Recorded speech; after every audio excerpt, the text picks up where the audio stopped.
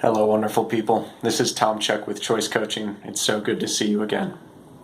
Today we're going to be talking a little bit about, and this might turn into a little mini video series, about some of the things that keep us from stepping into our power.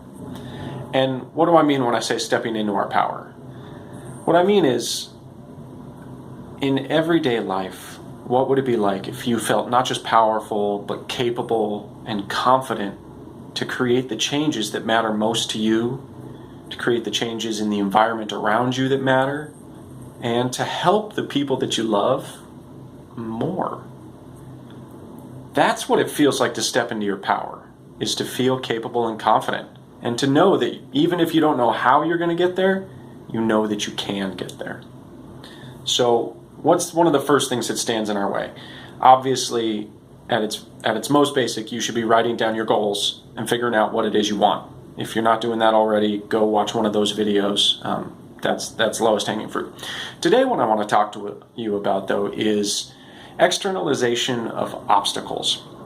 It's kind of a weird way to say something, but what so many of us do, and I count myself in here, is when we run up against a challenge, the easiest thing to do is to point at something outside of ourselves and to say, until that changes, I can't do anything about getting what I want. And very rarely is that true. And the easiest way to view this is, imagine somebody came to you and said, I'm really trying to lose weight, but every time I go to work and I want to eat lunch, there's just no healthy options. You would look at them, and if they're asking you for advice, you'd probably say something like, well, have you considered packing your own lunches? And what that does is that takes an externalized problem and it brings it into an internal reflection where they can say, oh, you know what, I haven't thought about that. Or maybe they come up with another external obstacle. But the store that I live near doesn't have any healthy food. And you go, well, what do you define as healthy? And we start to break down these walls that prevent us from feeling like we have agency and ability to create change in the obstacle. So how do we do that for ourselves? First off, write down all your external obstacles. Write them all down.